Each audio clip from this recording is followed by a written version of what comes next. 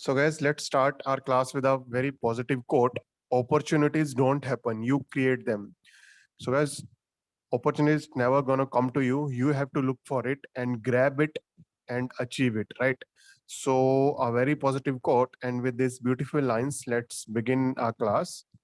So, guys, today we are going to talk about international food laws. So, majorly, we'll be talking about Codex because Codex Alimentarius Commission is only body which is associated with making international food laws. So, it makes food laws for all the countries. For example, if you compare it with FSSAI, FSSAI is responsible for making food laws for India. So similarly, different countries have their own food bodies who make laws for their own respective country. But now, to make export easier, to make food standards similar across the globe, because this is a global world, each and every country is dependent on each other, right? So now this Codex Alimentarius Commission was formed so that there can be a uniform standards across the globe, right? So we'll talk about Codex Alimentarius Commission in detail. So guys, this is very important topic and also very interesting, right? So there were, I guess, 3 to 4 questions which were asked previous year from this topic only. So we'll cover this in detail.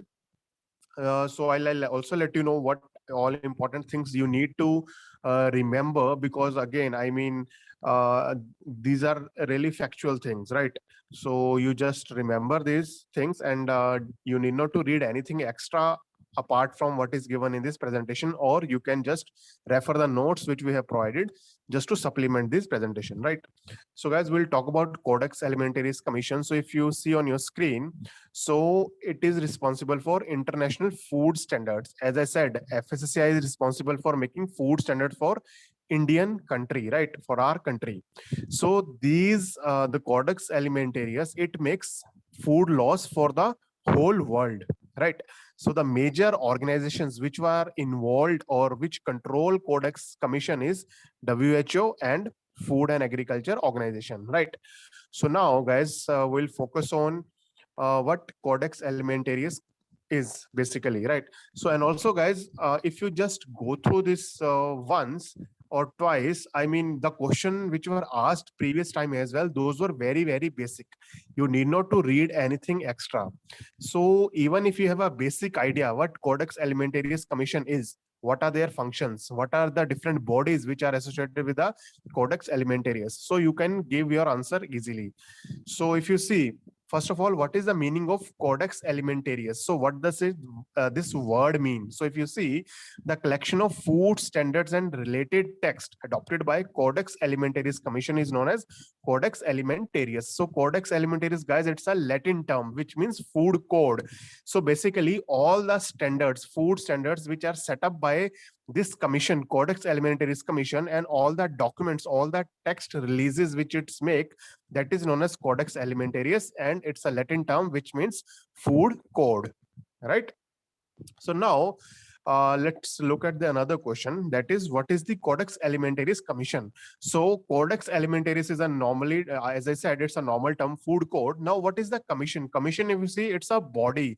So if you see here, Codex Alimentarius Commission, commonly referred as Codex, is the body established to develop food standard under joint FAO and WHO food standards program. So guys, if you see, so this commission, as I earlier mentioned, it works, it is controlled jointly by FAO and WHO, and it is established to standard international food standards, right? And its headquarters are in Rome. So I mean, these are the very basic and factual things which you need to remember, right? And also, if you see, it coordinates input from almost 185 countries to develop these standards that comprise international food codes. So guys, at present, almost 185 countries are member of this Codex Alimentarius Commission. Even India is one of the member. So all these countries, they come together, they come on a common platform so that they can chalk out all the international standards, right? So now these international standards, as I said, these are very important. And why these are important? Because at the end of the day, I mean, this is a global world, right? Guys, I mean, yeah, you can keep updating since, all new countries.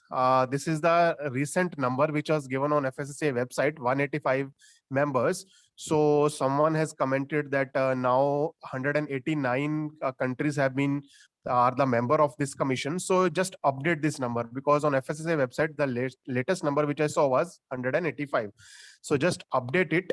It's 189, right? Thank you, guys. Thank you for commenting.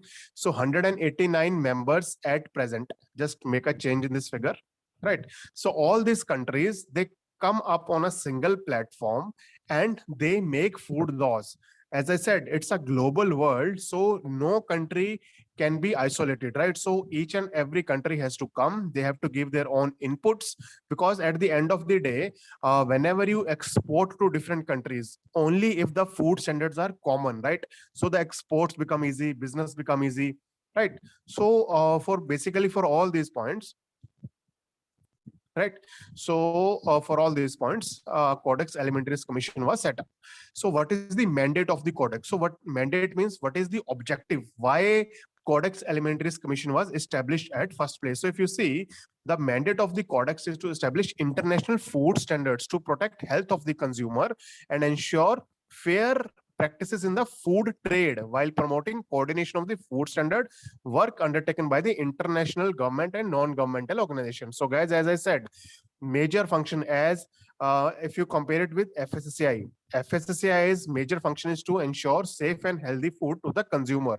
So similarly, Codex function is also to protect the health of the consumer by setting up the international food standards. So ultimately, and also, as I said, it would ensure fair trade practices in the global world, right? Also promoting coordination of the food standard work undertaken by various international governments. So as you know, for example, if you see Asia, right? In Asia, there are a number of countries. If you see Europe, in Europe, there are a number of countries, right? If you see Africa, in Africa, there are a number of countries. So in order to ensure all the food standards are, I mean, they are uniform in all these countries. For example, if you see Asia, in Asia, there are a lot of countries, but if you see almost majority of the food, it has similar standards, right?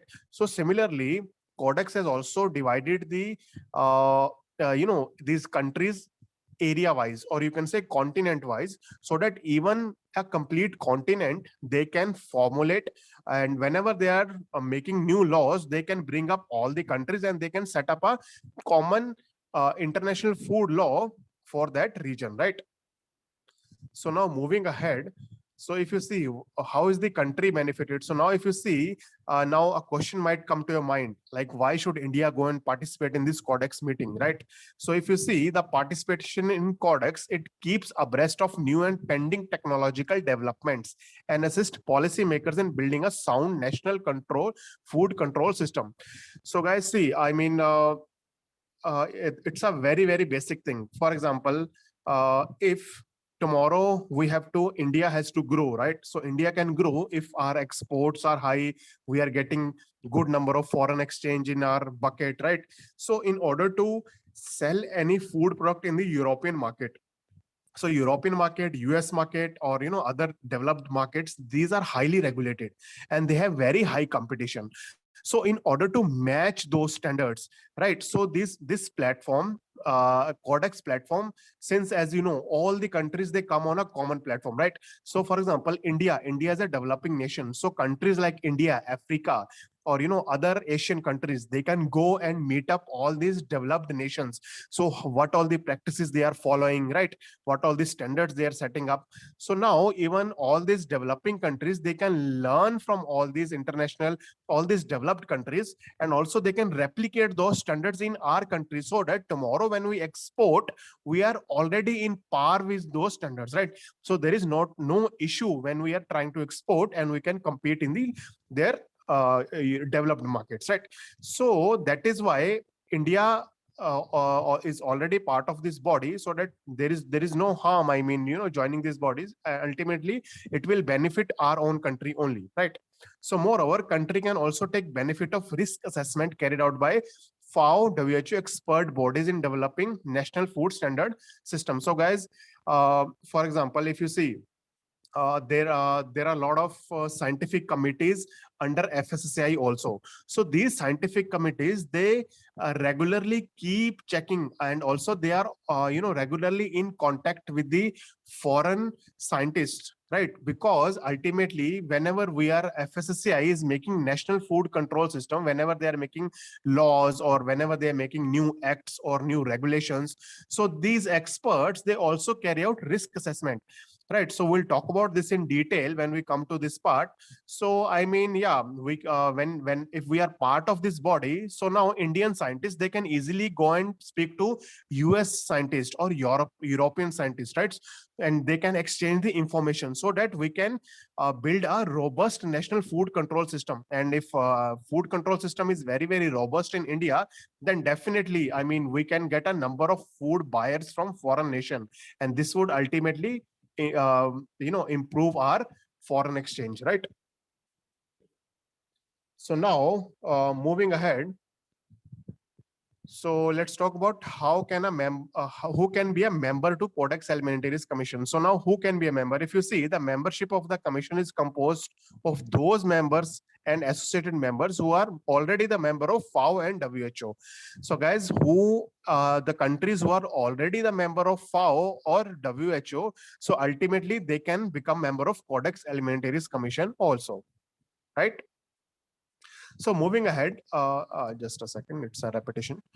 So now if you see, what is Codex Procedural Manual? So guys, if you see, even FSSAI, it's guided by certain principles. It's guided by FSSAI Act 2006, right? So similarly, Codex Alimentarius Commission, it also has a specific manual, which is known as procedural manual. So if you see, it is one of the most important codex document, as it contains statutes of the commission. Statutes means law of the commission, how this commission would operate, how its commission would carry out day-to-day functions, and how it would formulate the laws and rules and regulations for international food, and how they can ensure safe food to the consumers. So all these statutes, all these laws, they have a specific law book, right? So, and second point, if you see, rule of procedure, as I said, they have a particular rule of procedure, how to operate, how to bring all stakeholders together. And third point, additional procedural information relevant to how the commission and its subsidiary bodies function. So guys, if you see, even in FSSAI, right, there are further below FSSAI, there are certain advisory committees, then there are scientific panels. So similarly, in Codex Alimentarius Commission, there are certain subsidiary bodies. So we'll talk about those subsidiary bodies in our following slides. So if you see, next, the question that might come is, what is the organization structure of the Codex? So guys, this is very important. So if you can see, as I mentioned, subsidiary bodies. So we'll talk this in detail. So the organizational structure of the Codex is, first of all, at the highest position is the commission, that is Codex Alimentarius Commission. So under that, it's executive committee. So we'll talk about this in detail in coming slide. And also third is Codex Secretariat. And also the fourth body that is under Codex Alimentarius Commission is, that is Codex subsidiary bodies. So now let's look into each body in detail. So first of all, we'll talk about what is executive committee and its responsibility. So if you see, this executive committee, it acts as an executive organ of the commission. It is body responsible for managing the, so if you see, this executive committee, it manages all these functions. So first is standard development process. So similarly, as you know, FSSAI, whenever they are setting up a standard, they take the viewpoint of all the stakeholders, right? All the executive committees, all the scientific panels, all the other universities, all, or even the food business operators. So they take into consideration their opinion, right? So similarly, this executive committee, it is responsible for developing the standard process, and how it does is, it take opinion of all the members. As I mentioned, 189 countries are the members. So this executive committee, they connect with all these 889 members so that each and everyone can give their viewpoint. So it helps in standard development process, right? And also developing the draft strategic plan. So before developing any standards, there should be a plan, right? So on that plan, they further have a discussion rounds. So only after, if it is agreed by all, then it becomes a law, right? So they also develop draft strategic plans and further reviewing application for observer status. So you all might be knowing there are two type of members in any organization. One is the permanent member and another is the observers. So observers, they just come and observe the activities. So later on, they can be given the permanent status or they can be completely removed. So now, whichever country, if they want to become the observer in the Codex Alimentarius Commission, so they have to apply to the executive committee, and they are responsible for ensuring the membership or completely removing them from this commission. And fourth point, making other recommendation about the general direction of the commission's work. So since it's an executive committee, so they basically they look after all the activities of the commission. And it also meets between the commission session. So guys, normally this commission, for example, if they are meeting once in a year or twice in a year, but in between that, work is continuously going on. So that is because of executive committee. So executive committee, it brings up all the stakeholders, as I said, all the different countries, so that work does not stop. So all these activities, as I said, they would discuss on standards, they would discuss on strategic plan. So all these activities would consider between the the session, final session, so that in the final session they can just further discuss on the final points, and they can just freeze on those points, right? So that they can make it law. So further, if you see, executive committees is chaired by chairperson of the Codex Alimentarius Commission. So now the executive committee, the chairperson of the Codex Alimentarius Commission, he heads this committee. So now after this class, just WhatsApp me and let me know who is the chairperson of the Codex Alimentarius Commission at present, right? So all of you have to WhatsApp me. So next question, if you see, what is the composition? So guys, composition is very, very important. So total membership of the executive committee is 17. So if you see who all are these members, so first of all is chairperson, right? One chairperson, 3 vice chairpersons, and 1 member country elected from each 7 geographical region. So guys, 1 country each. For example, from Africa, there would be 1 country. From Asia, there would be 1 country. From Europe, then Latin America and Caribbean, Near East, North America, then Southwest Pacific, right? And the third is the regional coordinator, that is 6 members. So if you add all these the numbers, so it comes to 17. So these are the 17 members who are the member of the executive committee. So who are the regional coordinators? This I'll let you know in the coming slides, right? So just guys, remember this. This is very, very basic and very, very easy. So 1 chairperson, 3 vice chairpersons, and 7. If you see, these are just the 7 continents, right? Africa, Asia, Europe, Latin America, and Caribbean, then Near East, North America, Southwest Pacific, right? So all these 7 from all these 7 regions, and other 6 regional coordinators. So further, now since we spoke about the executive committee, so next organ, as you know, is Codex Secretariat. So if you see, the secretariat is run by staff designated by FAO and WHO, located at FAO headquarters in Rome. So secretariat is it's located at the FAO headquarters in Rome, and again it is run jointly by FAO and WHO delegation. So now if you see the function, it assists Codex Alimentarius Commission in the implementation of the joint FAO WHO program. So guys, for example, the laws have been made, right? Then the ultimate stage is the implementation. Now this secretariat, this is responsible for implementation, because the secretariat, it keeps an eye. It further, it ensures that all the countries who are the member of this commission, they implement all these standards which are formed by the Codex in their respective countries, right? And also it reports to the Director General of FAO and WHO. So basically, secretariat is run by both FAO and WHO, and they report to the Director Generals of both FAO and WHO, and their major function is implementation. Just remember this, implementation of the food standard programs.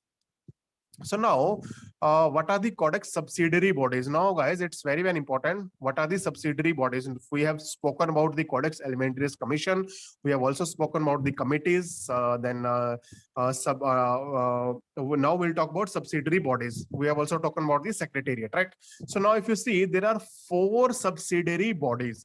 Again, it's very, very easy to remember. First is General Subject Committee. So General Subject Committee, it can make laws, it establishes standards and guidelines applicable to all food. So if you see general, they are not specific. General Subject Committee, so it makes standards and guidelines which are applicable to all foods. So if you see Commodity Committee, so Commodity Committee, it prepares standards for specific commodities, right? So we'll talk about which are the specific commodity in our coming slide, but make sure subsidiary bodies are 4 and their function is General Subject Committee, it makes food laws for all food, and Commodity Committee, it makes food laws for only specific commodities, right? So then the next body is FAO WHO Coordinating Committee. So now if you see, through which the regions of the group countries coordinate food standard activity in the region, including the development of regional standards. So as I said, now coordinating committee. So this coordinating committee, it ensures that the region, for example, Asia, right? So Asia is a region, one of the region. So in Asia, this coordinating committee, it will ensure that all the countries which are in Asian region, they coordinate properly so that all the food laws can be implemented in a proper fashion, in a easy way, right? And then comes the ad hoc intergovernmental task force. So guys, what do you mean by ad hoc? Ad hoc means whenever required, right? For a limited time. So if you see, it is developed only for limited time, and prepares standards and guidelines on specific issues, right? So ad hoc is the only body which has only a very, very limited time. For example, at present, if I'm not wrong, South Korea is the ad hoc body which looks into antimicrobial resistance. So now ad hoc body is for limited time and they prepare standards and guidelines and only for specific issues, right? So now if you see, you remember we read about General Subject Committee which makes only food laws for general foods. So now there are 10 such committees. So if you see, a Codex Committee on Contaminants in Food, then Committee on Food Additives, Committee on Food Hygiene, Committee on Food Import and Export, Inspection and Certification, then Committee on Food Labeling. I mean, guys, you have to remember this. There is a no way out, you know. So just go through it once, and these can be easily memorized, right? So general principles, then Committee on Method of Analysis and Sampling, then Committee on Nutrition and Food Safety, food for special dietary uses, then pesticide residue, then residue on veterinary drugs. So these are the 10 committees which come under the General Subject Committee, right? So just remember, I mean, you have gone through these terms. These are very, very easy terms if you have gone through FSSAI Act, right? So now let's understand the function of the General Subject Committee. So if you see the General Subject Committee, it is majorly involved in developing all embracing concepts and principles applying to food in general, specific foods or group of food. As I said, General Subject Committee, right? It can make laws for any food, but they have also the privilege to, help the bodies which are making specific food laws or also a group of food. And also they endorse or review relevant provisions in the Codex Committee standards, which develop major recommendation pertaining to health and safety. And further, it can also provide its services in order to develop recommendations which are pertaining to health and safety of the consumers, right? Then what are the various Codex Commodity Committee? So now, guys, as you know, General Subject Committee, there are 10 in number. So Commodity Committee, which makes food laws for specific commodity, they are 7 in number. That is cereal, pulses, legumes, then Committee for Fresh Fruits and Vegetables, then Committee on Fats and Oils, Committee on Processed Fruits and Vegetables, Committee on Sugar, Committee on Spices and Culinary Herbs, Committee on Milk and Milk Products. So these are the 7 committees. If you see, these are very, very specific commodities, right? So just remember this. It's very, very easy to remember. And guys, if you see, the Committee on Spices and Culinary Herbs, so this was hosted by India recently, right? So now let's talk about FAO and WHO coordinating committees. So they are 6 in number. You remember I told you about coordinating committees. They coordinate between the specific regions. So if you see, the 6 coordinating committees are Africa, then Asia. So guys, Asia, India was the country which was responsible for coordinating, but in 2019, China is the coordinating committee for one of the major member for Asian region. So until 2019, India was the member in coordinating committee for Asia. Now it's China. Just remember this, although this question would not be asked, but just for your information. Then comes the Europe, then Latin America and Caribbean, then Near East, and then North America and Southwest Pacific. So these are the 6 coordinating committees. And basically, if you see, these are the major regions, right? So further, FAO and WHO coordinating committees. Just a second. Yeah, so now let's talk about what are the main functions of the FAO and WHO coordinating committee. So this coordinating committee, it promotes mutual exchange of information on proposed regulatory initiatives and problem arising from food control, and they promote use of Codex standard in the region and monitor the use of adopted Codex text. As I said, since these are coordinating committees, so coordinating committees' major function is to ensure that all the rules and regulations, all the standards which are formed by the commission, they are implemented in the region in a positive manner, in a brief, in a detailed fashion, so that all the food which is provided to the consumer is safe. Right, then further, it exercises the general coordination and preparation of standards related to the specific region. As I said, in Asia, if a certain food law has to be made, I'm talking about Asia. So all the members, all the Asian countries, they would come and coordinate. They would come to FAO WHO coordinating committee. They will arrange a meeting so that all the countries are on same page when they are setting up the standards for the Asian region.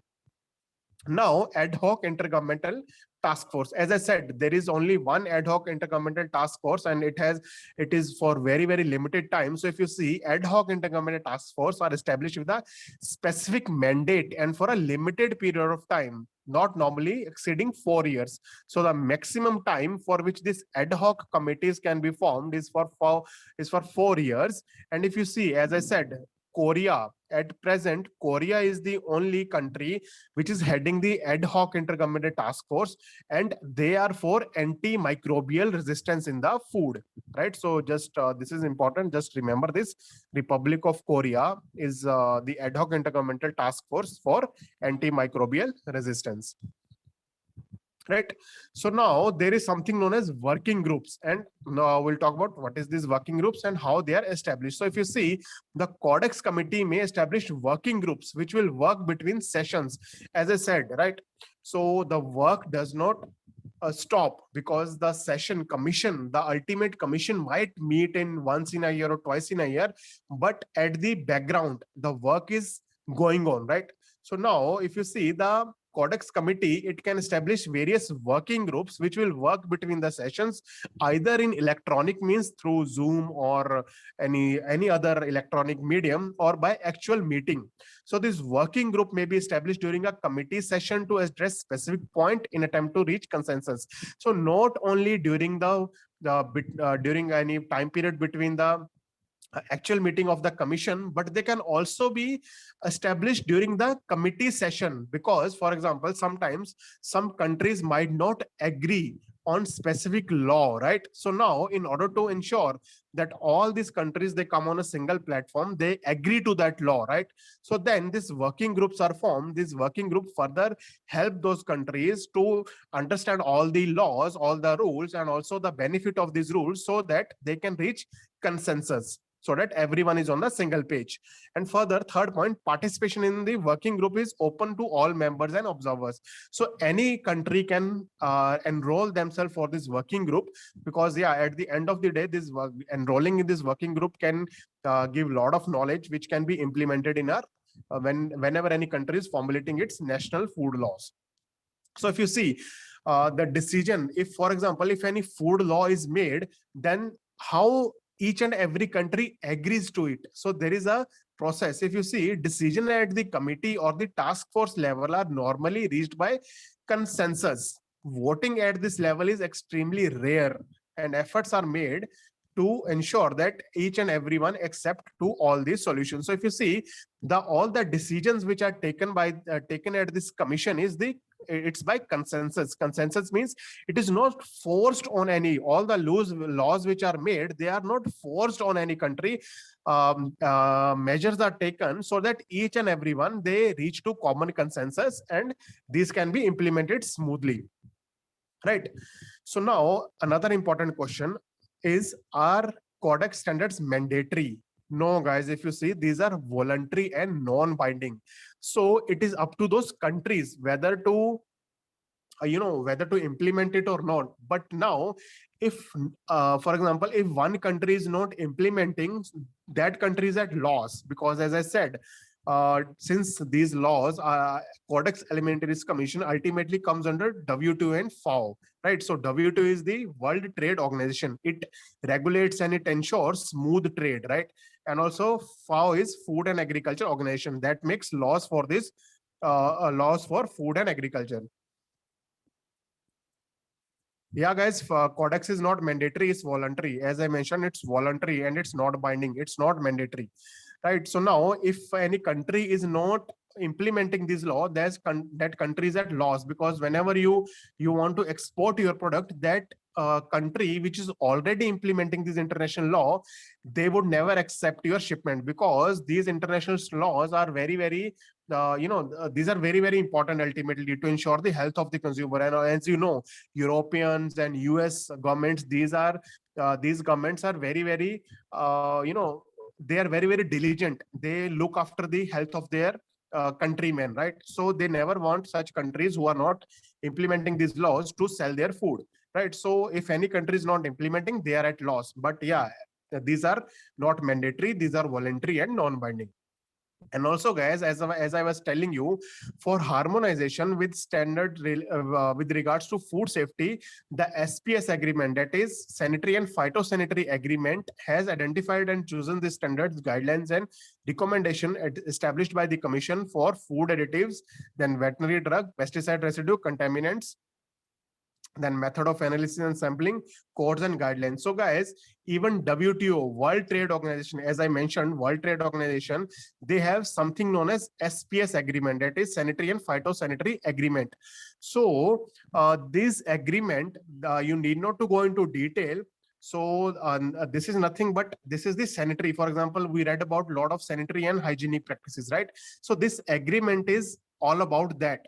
So all these sanitary practices which must be followed during the manufacture of the product, and also phytosanitary. So majorly phytosanitary means sanitary related to the plants, right? Plant foods. So similarly, all the SPS agreement of the WTO, they have implemented all these rules which are made for these verticals, food additives, contaminants, residues, by Commission. That is Codex Alimentarius Commission. So there is no escape. So even if you don't implement it in your country, so you will get caught at WTO, right? So that is why this is a complete integrated system. So this means that Codex standards are considered scientifically justified and are accepted as benchmarks against which national measures and regulations are evaluated. So as I said, so these are very, very scientifically justified, and these are the benchmarks against which all the countries should make their own food laws, right? So moving ahead, what is the provision of scientific advice? As I said, so there are certain scientific bodies which are associated with the Codex Alimentarius Commission. So now each and every country, they can visit these scientists and they can take this scientific advice. So last time, a very, very basic question was asked from this point. So in that, it was mentioned, the question was FAO and WHO expert in this, if you see, the short form is JEMRA, right? So in the GEMRA, what is the meaning of MRA? So MRA is microbial risk assessment. So this was the level of question which was asked. I mean, it's very, very basic. Even if you know the definition of GEMRA, you could easily answer that question and secure 4 marks, right? So if you see, these are the scientific committees. So the scientific basis of the codex work is provided by FAO and WHO. The scientific advice is provided by FAO, WHO expert committee, and ad hoc expert consultation. So at present, there are three bodies which provide scientific advice in the codex. Just remember, guys, for scientific advice, there are three bodies, that is JECFA, JMPR, and GEMRA. So JECFA is nothing but Joint FAO WHO Expert Committee on Food Additives, right? FA is for food additives. And then JMPR is Joint FAO WHO Meeting on Pesticide Residue, PR, that is pesticide residue. And then there is GEMRA, that is Joint FAO WHO Expert Meeting on Microbial Risk Assessment. MRA is for Microbial Risk Assessment, right? So just remember this: JECFA, JMPR, GEMRA. So these are the bodies of the codex which provide scientific advice.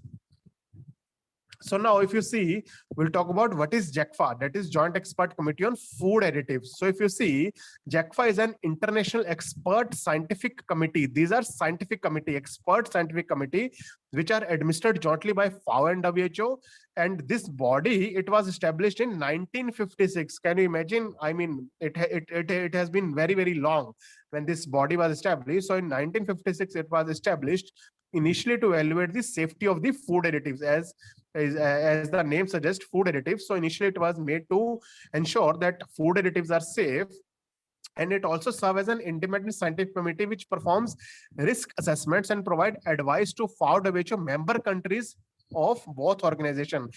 As I said, they carry out the risk assessment on various food additives, and they pass on these studies, they pass on this scientific result to all these members, so that they can ensure that such additives are not used in their country, or what are the benefits of using such additives, right? So they carry out all the studies on the food additives from the scientific point of view.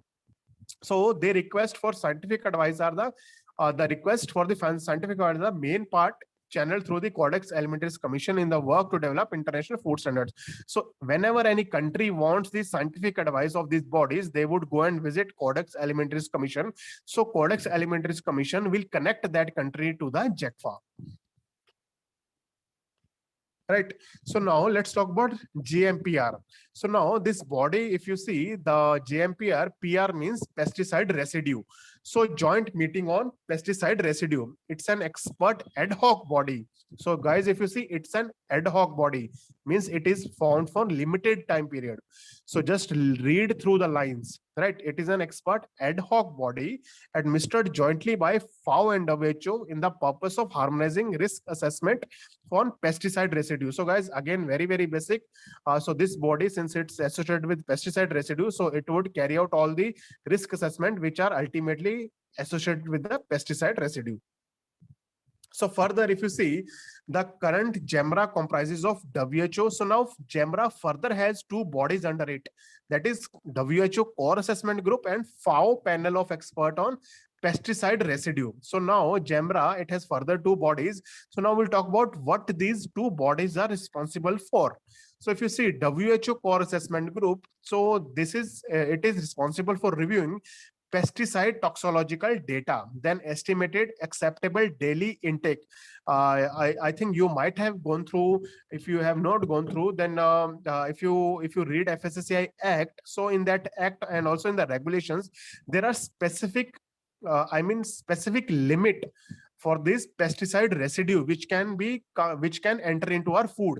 So all these standards, these are set up by WHO Core Assessment Group, and those are implemented by FSSAI in our country. So if you see, they estimate the acceptable daily intake of this pesticide residue in our food, then acute reference doses, and characterize other toxicological criteria. And further, then apart from WHO, there is also known as, there's another body, that is FAO panel. So it is responsible for pesticide data residue and for estimating maximum residue level. So what is the maximum limit which can be consumed by a consumer in the food on everyday basis? That is set up by FAO. And further, STMR. So this is not important, just read through it. That is supervised trial median residue value. That is not at all important. So these are just basic function. Go through it, don't go into depth. So then it also ensures highest residue in the food and feed. Then maximum residue level are recommended to the Codex Committee on the Pesticide Residue Studies. So these are just these basic functions. Even if you skip this part, it hardly makes any change, right? So further, let's talk about GEMRA.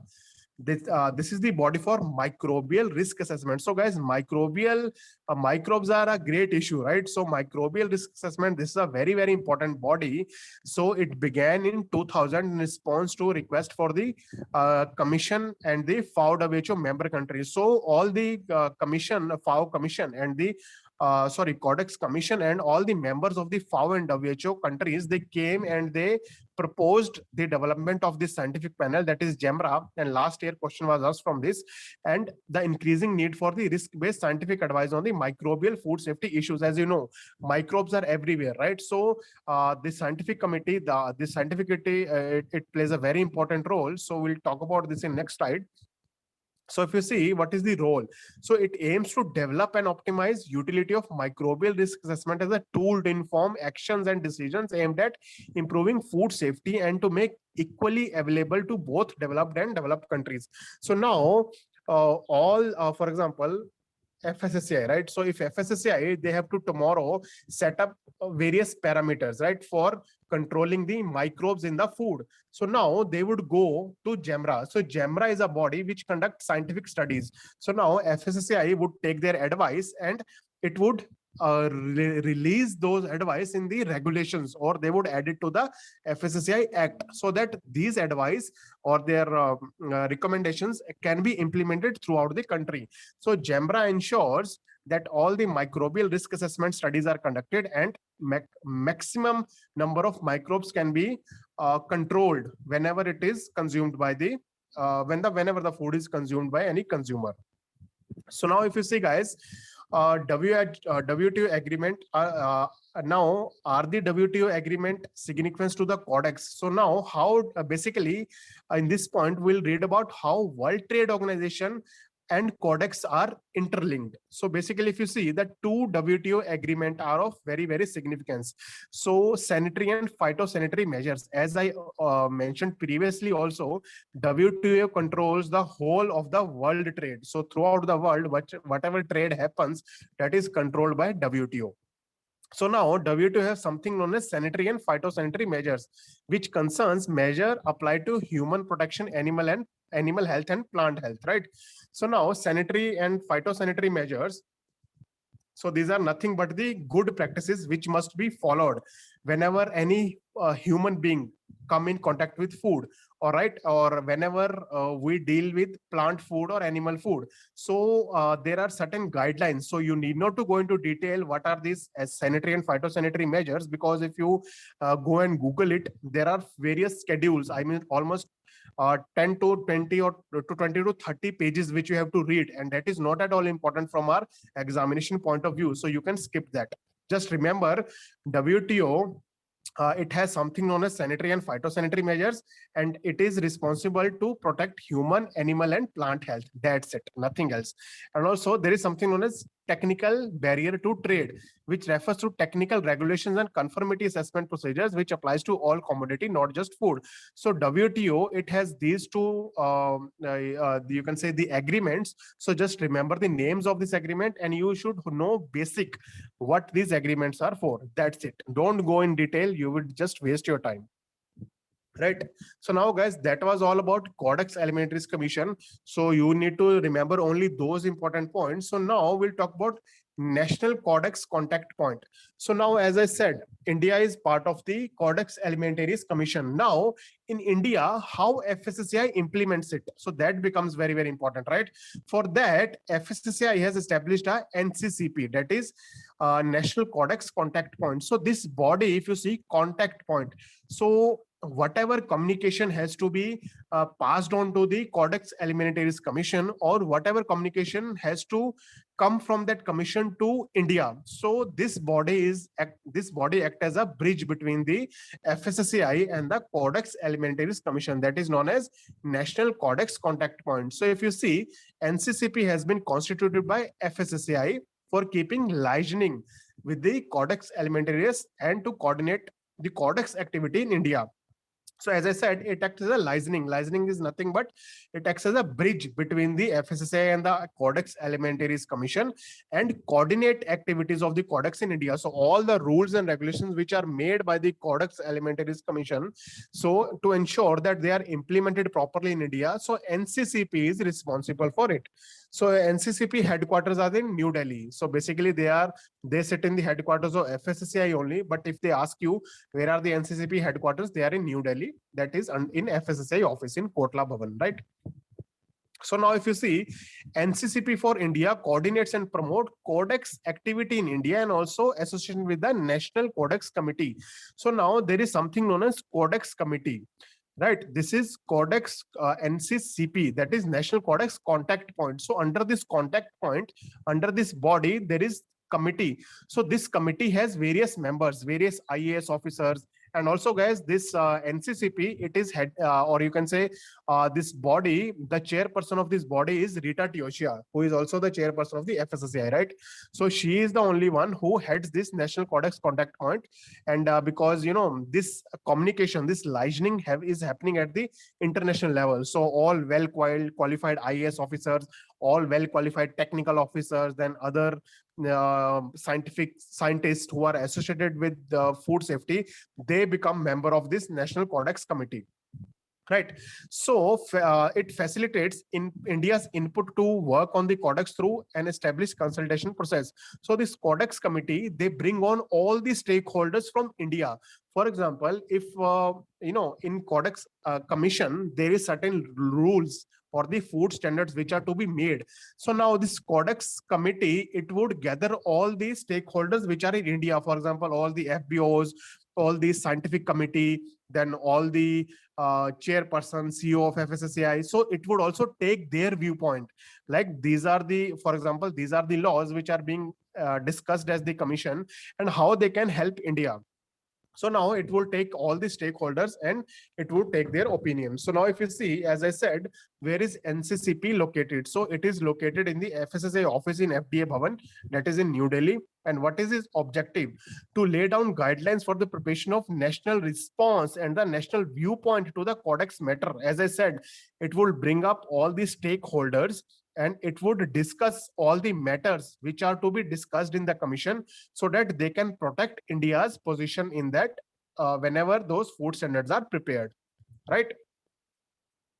Then further, it also helps to establish the procedure for the formulation of national viewpoint or national response.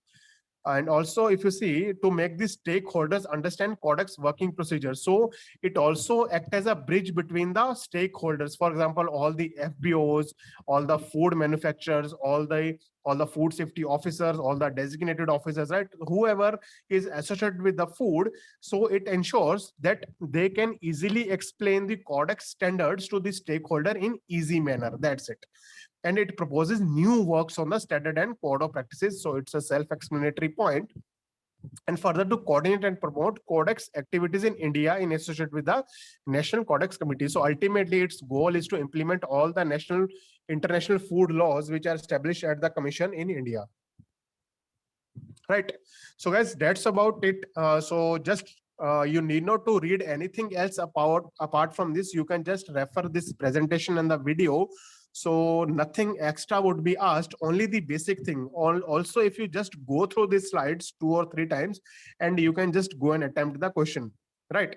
So question would be very, very basic and you can easily attempt them, right? So I hope you would have enjoyed the lecture and it was very, very interesting and important topic, right? And if you have any doubts, just WhatsApp me and we'll meet tomorrow then for the next class. Thank you guys. Thank you for the patience. Good night. Take care. Right. Thank you. Thank you so much, guys.